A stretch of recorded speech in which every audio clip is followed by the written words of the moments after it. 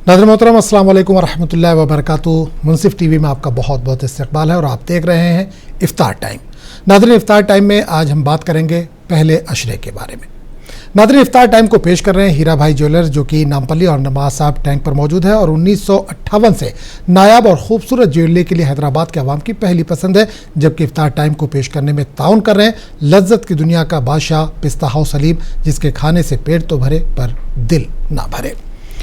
नाज़रीन रमज़ानुल मुबारक इस्लामी साल का सबसे बाबरकत और मुक़द्दस महीना है, जिसका आगाज़ होते ही रहमतों, बरकतों और मग़फ़िरत के दरवाज़े खुल जाते हैं। ये महीना अल्लाह ताला की खुसूसी इनायत का मज़हर है, जिसमें बंदों को अपने रब के करीब होने, अपने गुनाहों से तौबा करने और अपनी ज़िंदगी को नेकी के रास्ते पर डालने का सुनहरी मौका मिलता है।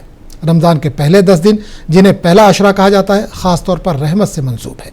रहमत का मतलब महज गुनाहों की माफ़ी नहीं, बल्कि अल्लाह ताला की वो बेपनाह मेहरबानी है जो बंदे की ज़िंदगी के हर पहलू को अपनी लपेट में ले लेती है। इस अशरे में अल्लाह ताला अपने बंदों की तरफ खुसूसी तवज्जो फरमाता है, इनके दिलों को नरमी अता करता है और नेकी की तौफीक नसीब फरमाता है। जो बंदा इखलास के साथ अल्लाह की तरफ रुजू करता है, इसके लिए हिदायत और भलाई के रास्ते आसान कर दिए जाते हैं। रमज़ानुल मुबारक का पहला अशरा इबादत और बंदगी की बुनियाद मजबूत करने का वक्त है। रोज़ा इंसान को सब्र, तकवा और नफ्स पर काबू पाने की तरबियत देता है। नमाज खुसूसन तरावी रूहानी सुकून का ज़रिया बनती है और दिल को अल्लाह की याद से मुनव्वर कर देती है। इसी तरह तिलावत कुरान रमज़ान की असल रूह है, क्योंकि यही वो महीना है जिसमें कुरान मजीद नाजिल हुआ। पहले अशरे में कुरान से मजबूत ताल्लुक़ कायम करना आने वाले पूरे महीने के लिए रहनुमाई फराहम करता है। रमज़ानुल मुबारक का पहला अशरा अल्लाह ताला की रहमत का पैगाम है, जो हर बंदे को उम्मीद, सुकून और नया अज़्म अता करता है। यह अशरा हमें दावत देता है कि हम अपनी ज़िंदगी को अल्लाह की रज़ा के मुताबिक ढालें, अपने अखलाक को बेहतर बनाएं और इंसानियत के लिए खैर का ज़रिया बने। अगर हम इस अशरे को इस सच्ची नीयत, खुलूस और इखलास के साथ गुजार लें तो यकीनन रहमत हमारी दुनिया और आखिरत दोनों को संवार देगी। तो आज का हमारा उन्वान है पहला अशरा यानी अशरा रहमत, और इस पर बात करने के लिए हमारे साथ मौजूद है मारूफ आलिम दीन मुफ्ती सिद्दीक़ साहब। सिद्दीक़ साहब, बहुत बहुत इस्तकबाल आपका। अस्सलाम वालेकुम वरहमतुल्लाहि वबरकातुहू। वालेकुम अस्सलाम वरहमतुल्लाहि वबरकातुहू। बहुत बहुत शुक्रिया। तो नाज़रीन मुफ्ती सिद्दीक़ साहब हमारे साथ मौजूद हैं, अगले 1 घंटे तक हमारे साथ जुड़े रहेंगे।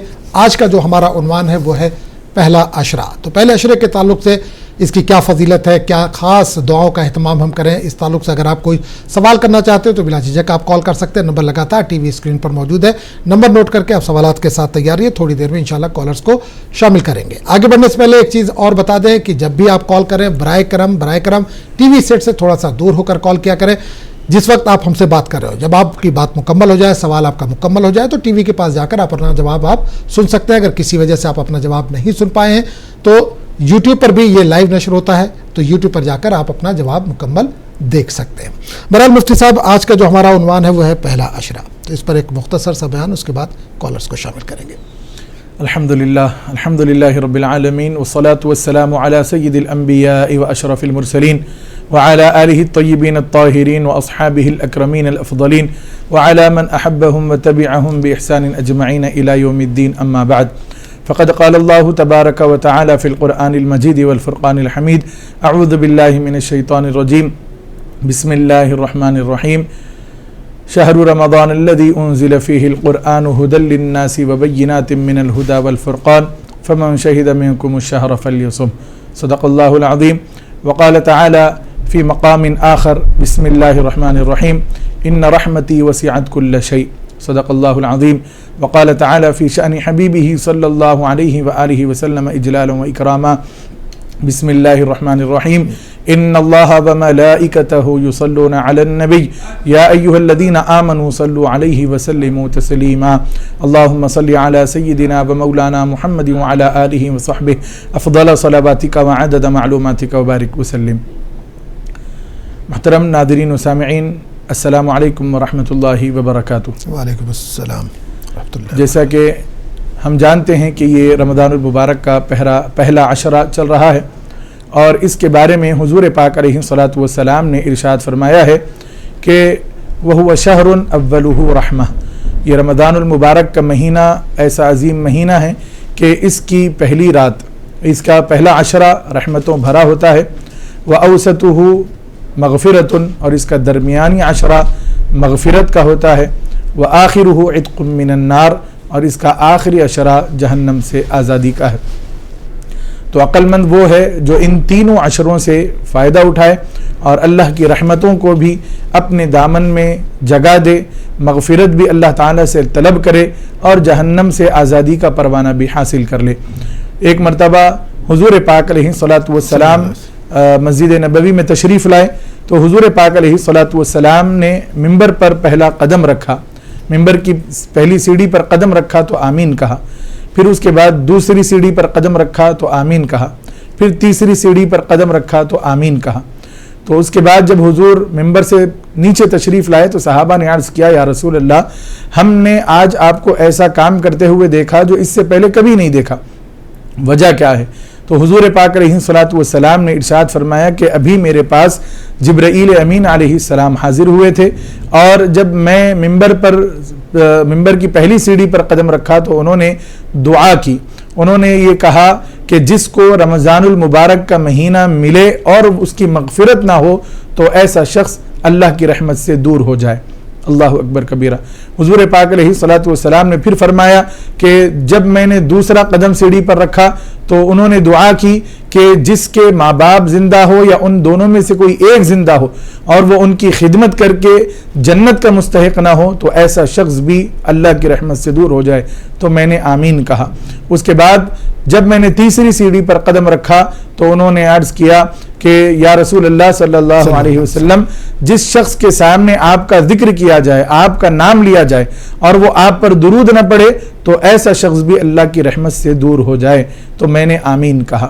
تو محترم ناظرین و سامعین، اس حدیث پاک میں 3 باتوں کا ذکر کیا گیا ہے۔ پہلی بات کہ جس شخص کو رمضان کا مہینہ مل جائے اور پھر وہ اس کی قدر کر کے اپنی مغفرت نہ کروا لے تو ایسا شخص اللہ کی رحمت سے دور ہو جاتا ہے۔ دوسرا، جو ماں باپ کا نافرمان ہے، جو ماں باپ کی خدمت نہیں کرتا، وہ اللہ کی رحمت سے دور ہو جاتا ہے۔ تیسرا، جس کے سامنے حضور پاک صلی اللہ علیہ وآلہ وسلم کا نام نامی اسم گرامی لیا جائے یا حضور کا تذکرہ کیا جائے، حضور کا ذکر کیا جائے اور وہ سن کر بھی درود نہ پڑے تو ایسا شخص بھی اللہ کی رحمت سے دور ہو جاتا ہے۔ اب ذرا غور کریں کہ اس دعا کی قبولیت کا کون اندازہ کر سکتا ہے؟ دعا کرنے والے سید الملائکہ ہیں، یعنی تمام فرشتوں کے سردار ہیں، اور دعا پر آمین کہنے والے سید الکائنات ہیں، یعنی تمام کائنات کے سردار ہیں، فرشتے، انسان، جن، سب کچھ آپ کی سرداری میں ہیں۔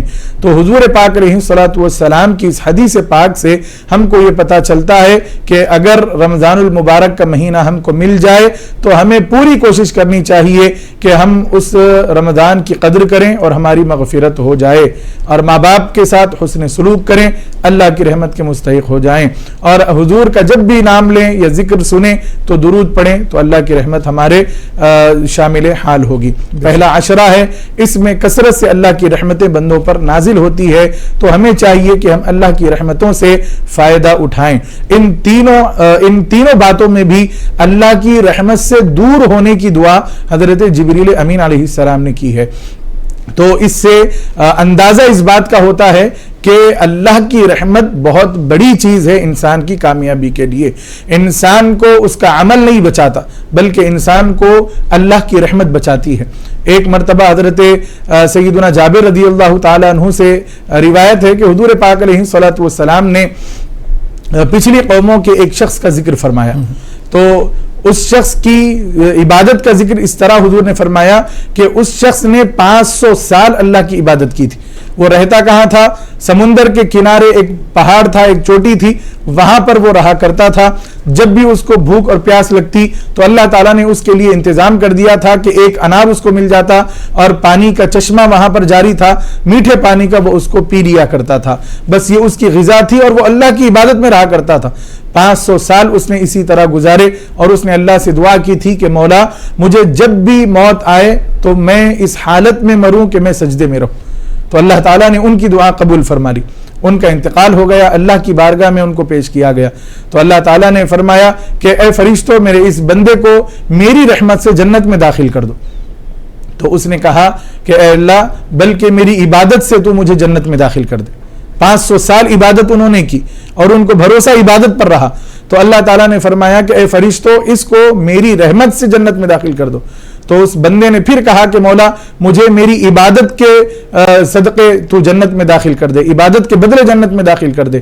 تو اللہ تعالیٰ نے فرشتوں سے کہا کہ اے فرشتوں، میں نے اپنے اس بندے کو جو نعمتیں دی ہیں ان نعمتوں کو اور اس کی عبادت کو کمپیئر کرو، اس کا مقابلہ کرو، کون زیادہ ہے، میری نعمتیں زیادہ ہے یا اس کی عبادتیں زیادہ ہے، ذرا دیکھو تو صحیح. تو فرشتوں نے جب کمپیریزن کیا تو ایک آنکھ جو تھی اس کے بدلے میں 500 سال کی عبادت اس کی برابر ہو گئی. اللہ اکبر کبیرہ. پھر اللہ تعالیٰ نے ہاتھ دیے، کان دیے، ناک دی، زبان دی، پورا صحیح سالم جسم دیا، کھانے کے لیے کھانا، پینے کے لیے بہترین پانی، ساری زندگی اللہ کی نعمتوں میں رہا. تو اللہ تعالیٰ نے فرمایا ایک آنکھ کی نعمت کے شکرانے میں تیرے 500 سال کی عبادت ہو گئی، بتا اور جو میری نعمتیں میں نے دی ہیں اس کے لیے کیا لایا ہے. تو اس بندے نے کہا کہ اے اللہ تو مجھے اپنی رحمت سے ہی جنت میں داخل کر دے. تو اللہ تعالیٰ نے فرشتوں سے فرمایا کہ فرشتوں اس بندے کو میری رحمت سے جنت میں داخل کر دو. تو پتا چلا کہ عمل سے انسان جنت میں نہیں جائے گا. عمل کرنا ضروری ہے لیکن عمل پر بھروسہ ہم نہیں کر سکتے اور اللہ کی رحمت پر ہمیں بھروسہ کرنا چاہیے.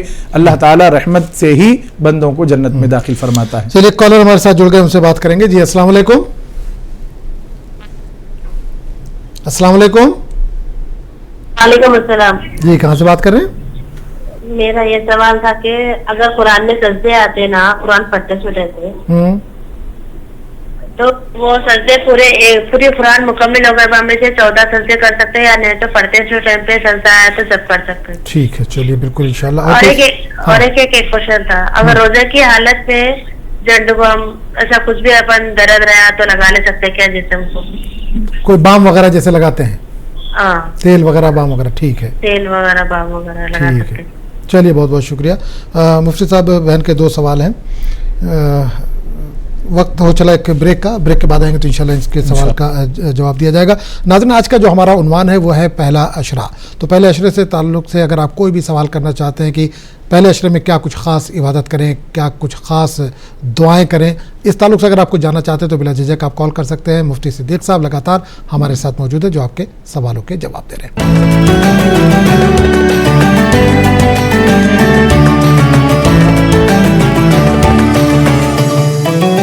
ایک بار پھر آپ کا بہت بہت استقبال ہے. آپ دیکھ رہے ہیں افطار ٹائم اور مفتی صدیق صاحب لگاتار ہمارے ساتھ موجود ہے جو آپ کے سوالوں کے جواب دے رہے ہیں. اگر آپ کے ذہن میں بھی کوئی سوال ہے، آج کا جو ہمارا عنوان ہے وہ ہے پہلا عشرہ. پہلے عشرے میں کیا کچھ خاص عبادت کریں، اگر اس تعلق سے جاننا چاہتے ہیں تو بلا جھجک آپ کال کر سکتے ہیں. نمبر لگاتار ٹی وی اسکرین پر موجود ہے، نمبر نوٹ کر کے آپ سوالات کے ساتھ تیار ہے. تھوڑی دیر میں انشاءاللہ کالرز کو پھر سے شامل کریں گے. تو مفتی صاحب بہن نے ایک کال کیا تھا کہ سجدے کے تعلق سے کہ قرآن شریف پڑھ رہے ہیں، 14 سجدے ہیں اس میں، تو پورا قرآن شریف مکمل کر کے وہ پڑھیں یا جیسے جیسے سجدہ آئے اسی وقت کریں، یا جس وقت تلاوت وہ کر رہی ہوں سجدہ آئے تو وہ لیکن پورا پارا اگر پڑھنا چاہ رہی مکمل کر کے سجدہ کریں، کیا بہتر ہے طریقہ؟ بسم اللہ الرحمن الرحیم. محترم ناظرین و سامعین، جب بھی قرآن پاک میں ہم سجدے کی آیت پڑھتے ہیں تو فوراً سجدہ کرنا ہم پر واجب ہوتا ہے. تو افضل طریقہ اور سنت رسول صلی اللہ علیہ وآلہ وسلم یہی ہے کہ ہم جیسے ہی قرآن کی وہ آیت جس میں سجدہ ہے پڑھیں تو فوراً سجدے میں چلے جائیں. اور اگر پارا مکمل کر کے ہم سجدہ کرنا چاہتے ہیں تو اس کی بھی اجازت ہے، اور اگر پورا قرآن مکمل کر کے 14 سجدے ایک ساتھ کرنا چاہتے ہیں تو اس کی بھی اجازت ہے. لیکن بہتر نہیں ہے کہ مکمل قرآن پڑھنے کے بعد 14 سجدے کیے جائیں، یہ بہتر نہیں ہے. اس کی وجہ یہ ہے کہ کبھی ہم سے غفلت ہو جاتی ہے، کبھی ہم بھول جاتے ہیں، اور کبھی ہمیں نفس بہکاتا ہے، رمضان کے علاوہ میں شیطان ہمیں بہکاتا ہے تو ہم بھول سکتے ہیں. اور اگر ہم بھول گئے تو پھر ہمیں گناہ ہوگا، کیونکہ یہ سجدہ واجب تھا اور ہم نے واجب ترک کر دیا، اس کا گناہ ہمارے ذمے رہے گا. لہٰذا افضل طریقہ، بہتر طریقہ اور سنت رسول صلی اللہ علیہ وآلہ وسلم یہی ہے کہ ہم جیسے ہی سجدے کی آیت پڑھیں قرآن بند کریں اور سجدے میں چلے جائیں. سجدہ کرنے کا طریقہ یہ ہے کہ آپ ٹھہر جائیں، سجدے کی نیت کر کے آپ سجدے میں جائیں، اللہ اکبر کہہ کر. رکوع میں نہیں جانا ہے، نہیں رکوع میں نہیں جانا ہے، ڈائریکٹ سجدے میں جانا ہے. ٹھہرنے کے بعد اللہ اکبر کہہ کر سجدے میں جائیں اور تسبیح پڑھیں جو سجدے کی تسبیح ہوتی ہے. جتنا آپ کا من کریں، 3 مرتبہ 5 مرتبہ 7 مرتبہ جتنا بھی آپ پڑھنا چاہتے ہیں پڑھیں. اس کے بعد پھر اللہ اکبر کہتے ہوئے ٹھہر جائیں. اس کے بعد پھر بیٹھ کر قرآن آپ پڑھیں. اور اگر کوئی بیٹھے بیٹھے سجدہ کرنا چاہتے ہیں تو اس کی بھی اجازت دی گئی ہے، لیکن افضل طریقہ ٹھہر کر کرنا ہے. اور جب ہم تلاوت کریں فوراً اسی وقت سجدہ کرنا ہم پر واجب ہو جاتا ہے۔ اچھا، آپ نے تسبیح کا ذکر کیا یہاں پر 3 بار 5 بار 7 بار، یہ طاق میں ہی کیوں پڑھتے ہیں؟ اس کے پیچھے بھی کوئی وجہ ہے؟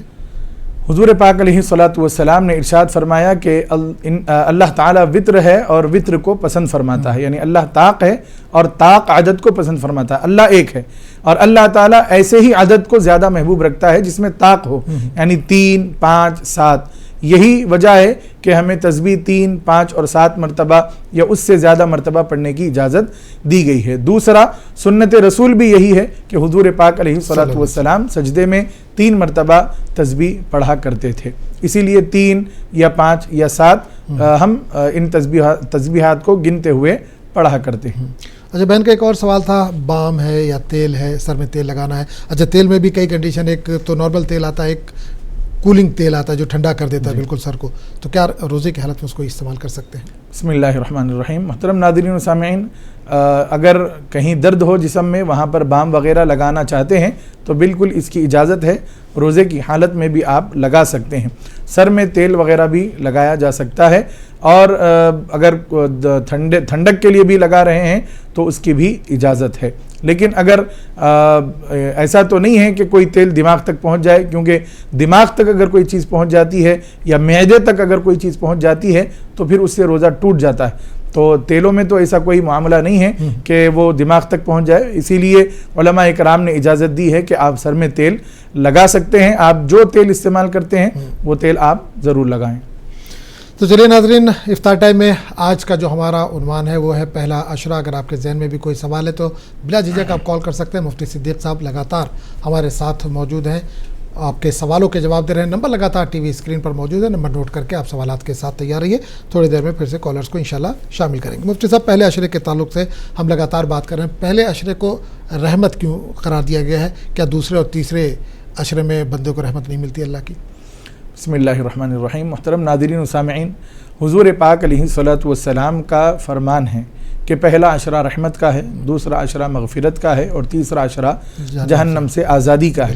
تو حضور کے فرمان کے سامنے ہمارا سر خم ہے، ہم ایمان رکھتے ہیں، لیکن اس کا یہ مطلب ہرگز نہیں ہے کہ نعوذ باللہ حضور پاک علیہ الصلوۃ والسلام نے اللہ کی رحمت کو 10 دنوں میں قید کر دیا ہو، ایسا نہیں ہے، بلکہ رمضان کا لمحہ لمحہ مومنوں کے لیے، مسلمانوں کے لیے رحمت بھی ہے، مغفرت بھی ہے، جہنم سے آزادی بھی ہے۔ اللہ کے حبیب صلی اللہ علیہ وآلہ وسلم نے لوگوں کو شوق دلانے کے لیے، تشویق کے طور پر اور ان کو رغبت دلاتے ہوئے، ترغیب کے طور پر حضور پاک علیہ الصلوۃ والسلام نے اس طرح اس عشرے کی تقسیم فرمائی ہے، تاکہ بندے شوق سے ان عشروں میں اللہ تعالیٰ کی عبادت کریں، اللہ کی رحمت کا سوال کریں، جہنم سے آزادی کا سوال کریں، اپنی مغفرت کا سوال کریں۔ چونکہ انسان کبھی کبھی سستی اور کاہلی میں رب کو بھول جاتا ہے، رب کی عبادات کو بھول جاتا ہے، تو حضور پاک علیہ الصلوۃ والسلام نے اس کو اس طرف رغبت دلاتے ہوئے اس طرح کا ارشاد فرمایا ہے۔ حضور پاک علیہ الصلوۃ والسلام نے پہلے عشرے کو رحمت اس لیے فرمایا ہے کہ اللہ تعالیٰ نے اپنے حبیب پاک علیہ الصلوۃ والسلام کے ذریعے سے اس امت تک یہ پیغام پہنچایا ہے کہ جب رمضان المبارک کی پہلی رات آتی ہے، جب پہلی رات آتی ہے تو اب یہاں سے پہلا عشرہ شروع ہو رہا ہے، حضور فرماتے ہیں اللہ تعالیٰ اپنے بندوں کی طرف رحمت کی نظر کرتا ہے۔ رحمت کی نظر سے جب اللہ اپنے بندوں کو دیکھتا ہے تو جس شخص پر اللہ کی رحمت کی نظر پڑ جاتی ہے، حضور فرماتے ہیں اللہ اس بندے کی مغفرت فرما دیتا ہے۔ تو یہ پہلا عشرہ اسی لیے اہم ہے کہ اس میں اللہ تعالیٰ کی رحمتیں بے پایہ بندوں پر نازل ہوتی رہتی ہیں، لہٰذا ہم کو چاہیے کہ ہم اس عشرے میں خوب اللہ تعالیٰ سے رحمت مانگتے رہیں، اور رحمت بہت ضروری ہے، جیسا کہ ابھی بریک پر جانے سے پہلے ہم نے آپ کو واقعہ سنایا ہے۔ اور ایک حدیث پاک میں آپ کو سناؤں خلاصتاً کہ ایک مرتبہ حضور پاک علیہ الصلوۃ والسلام نے صحابہ کرام رضوان اللہ تعالی علیہم اجمعین کے سامنے فرمایا کہ تم لوگ عمل کرو، اللہ تعالیٰ نے تمہارے معاملے میں جو فیصلہ فرمایا ہے وہ صادر ہو کر رہے گا۔ یعنی اگر اللہ تعالیٰ نے ہمارے لیے رحمت کا فیصلہ کیا ہے، جنت کا فیصلہ کیا ہے، تو جنت کے راستے ہمارے لیے آسان ہو جائیں گے، اور اگر جہنم کا فیصلہ ہمارے لیے ہوا ہے تو جہنم کا راستہ ہمارے لیے آسان ہو جائے گا۔ حضور پاک علیہ الصلوۃ والسلام نے صحابہ کرام رضوان اللہ تعالی علیہم اجمعین کو بڑے ہی ترغیب کے ساتھ رغبت دلاتے ہوئے اور حضور پاک علیہ الصلوۃ والسلام نے اس طرف توجہ دلاتے ہوئے عمل کے بارے میں یہ فرمایا کہ تم عمل کرتے رہو، اللہ تعالیٰ سے اس کی رحمت مانگتے رہو۔ تو اللہ کے حبیب صلی اللہ علیہ وآلہ وسلم سے صحابہ نے عرض کیا یا رسول اللہ کیا انسان کو کوئی عمل فائدہ نہیں دے گا، آپ کا بھی عمل آپ کو فائدہ نہیں دے گا؟ تو حضور پاک علیہ الصلوۃ والسلام نے ارشاد فرمایا ولا انا الا برحمت من اللہ، میرا عمل بھی مجھے فائدہ نہیں دے گا الا یہ کہ اللہ رحمت فرمائے۔ حالانکہ حضور پاک علیہ الصلوۃ والسلام کا ایک عمل سارے انسانوں کے تمام اعمال پر بھاری ہے، لیکن حضور نے کیسا شوق دلایا صحابہ کرام کو کہ تم اللہ تعالیٰ سے اس کی رحمت مانگو، عمل کرتے رہو، رحمت مانگتے رہو، عمل کے بھروسے پہ مت بیٹھ جاؤ کہ عمل جنت میں لے جائے گا، بلکہ جنت میں اللہ کی رحمت لے جائے گی۔ اسی لیے ہم کو چاہیے کہ ہم اللہ کی رحمت کا سوال کریں۔ بالکل، کالر ہمارے ساتھ جڑ گئے ہیں، ان سے بات کریں گے۔ السلام علیکم۔ وعلیکم السلام بیٹا، میرے طرف سے آپ دونوں کو بہت بہت سلام، دعا آپ کا چینل اور ترقی کرے بیٹا۔ بہت بہت شکریہ، بہت بہت شکریہ۔ آمین۔ بیٹا تہجد کو اٹھے وقت تحت الوضو کی نماز پڑھ سکتے بیٹا؟ ٹھیک ہے، اور کوئی سوال؟ نہیں بیٹا، کیا تسبیحات پڑھنا ذرا بولو بیٹا، یہ تسبیحات پڑھنے سے میرے کو صحت ہے، صحت کے لیے تسبیح بیٹا۔ ٹھیک ہے، چلیے بہت مفتی صاحب تہجد کے تعلق سے جاننا چاہ رہی ہیں، ایک اور کالر ہمارے ساتھ جڑ گئے، پہلے ان سے بات کر لیتے ہیں۔ جی السلام علیکم۔ وعلیکم السلام۔ جی بتائیے کہاں سے بات کر رہی ہیں؟ سلام کٹا۔ جی سوال کیجیے اپنا۔ روزے کے کتنے فرائض ہیں؟ روزے کے فرائض، جی چلیے اور کوئی سوال؟ نہیں جناب۔ چلیے بہت بہت شکریہ۔ تہجد کے وقت تحت الوضو پڑھ سکتے ہیں، کیا پوچھ رہے ہو، کیا طریقہ ہوگا اس کا؟ بسم اللہ الرحمن الرحیم۔ محترم ناظرین و سامعین، جب بھی ہم وضو بنائیں تو 2 رکعت نفل نماز تحیۃ الوضو کی نیت سے پڑھنا یہ مستحب ہے، اور اللہ تعالیٰ کو بے حد پسند ہے کہ بندہ اس کی بارگاہ میں بہانے بہانے سے سر بسجود ہوتا رہے، سجدہ کرتا رہے، عبادت کرتا رہے۔ تو آپ جب بھی وضو بنائیں، صرف تہجد ہی کی بات نہیں ہے، جب بھی آپ وضو بنائیں اور مکروہ وقت نہ ہو تو آپ 2 رکعت تحیۃ الوضو کی نفل نماز ادا کر سکتے ہیں۔ اور تہجد کے وقت بھی جب ہم وضو بنائیں تو تہجد کی نماز سے پہلے یہ 2 رکعت اگر نماز ہم پڑھ لیتے ہیں تو اس کا بھی ثواب اللہ تعالیٰ ہم کو عطا فرمائے گا۔ صرف تہجد کے ساتھ اس کو خاص نہ کریں، بلکہ جب بھی ہم وضو کریں گے تو تحیۃ الوضو کی نیت سے 2 رکعت نفل نماز اگر ہم ادا کریں گے تو یہ ہمارے نامہ اعمال میں ثواب کا اضافہ ہوگا۔ طریقہ انہوں نے پوچھا تحیۃ الوضو کا طریقہ کیا ہو سکتا ہے، نیت وغیرہ کیسے کریں، کچھ الگ ہے جو کیا عام طور پر ہم نمازوں کی نیت کرتے ہیں بس ویسی ہی نیت ہے، اس میں صرف تحیۃ الوضو کہنا ہے، یعنی میں 2 رکعت نفل نماز تحیۃ الوضو کی پڑھتا ہوں یا پڑھتی ہوں واسطے اللہ کے منہ میرا کعبہ شریف کی طرف، بس یہی نیت ہے۔ اور 2 رکعت جیسا بھی آپ جو بھی آپ کو سورہ یاد ہیں ان سوروں کو پڑھ کر آپ نماز مکمل کر سکتے ہیں۔ ایک بہن کا اور کال تھا، روزے کے فرائض کے تعلق سے جاننا چاہ رہے ہیں کہ روزے کے فرائض کیا ہیں۔ بسم اللہ الرحمن الرحیم۔ محترم ناظرین و سامعین، روزے کے 3 فرائض بیان کیے گئے ہیں۔ نمبر 1 ہے کھانے کا چھوڑ دینا، نمبر 2 پانی کا ترک کر دینا، اور نمبر 3 ہے جماع کو ترک کر دینا، یعنی صبح صادق سے لے کر طلوع آفتاب، صبح صادق سے لے کر غروب آفتاب تک کھانا پینا اور جماع کرنا، ہم بستری کرنا، ان 3 چیزوں کو چھوڑ دینا یہ ہم پر روزے میں فرض ہے۔ ان تینوں کو ہم فرائض صیام، فرائض صوم بھی کہتے ہیں۔ چلیے ایک اور کالر ہمارے ساتھ جڑ گئے، ان سے بات کریں گے۔ جی السلام علیکم۔ السلام علیکم۔ وعلیکم السلام، بھائی کہاں سے بات کر رہے ہیں؟ ہاں میرا السلام علیکم۔ وعلیکم السلام، جی سوال کیجیے۔ ہاں میں عرض کرتا ہوں، یہ جو مفتی صاحب نے یہ حدیث سنایا ہے، اللہم اولہ رحمت و اوسطہ مغفرت و آخرہ عتق من النار، یہ تو محدثین نے ضعیف قرار دیا ہے۔ ٹھیک ہے، بالکل اس کا جواب دیں گے۔ کوئی اور سوال کرنا چاہ رہے ہیں آپ؟ بالکل اس کا جواب دیا جائے گا۔ کوئی اور سوال ہے آپ کے ذہن میں؟ شکریہ۔ چلیے بہت بہت شکریہ۔ تو ناظرین افطار ٹائم میں وقت ہو چلا ایک بریک کا. آج کا جو ہمارا عنوان ہے وہ ہے پہلا اشرہ. اگر پہلے اشرے سے جڑا ہوا کوئی بھی سوال ہے آپ کے ذہن میں تو کر سکتے ہیں. اس کے علاوہ بھی اگر آپ کوئی سوال کرنا چاہتے ہیں, قرآن سنت کی روشنی میں اس کا حل چاہتے ہیں, تو بھی آپ کال کر سکتے ہیں. مفتی صدیق صاحب لگاتار ہمارے ساتھ موجود ہیں.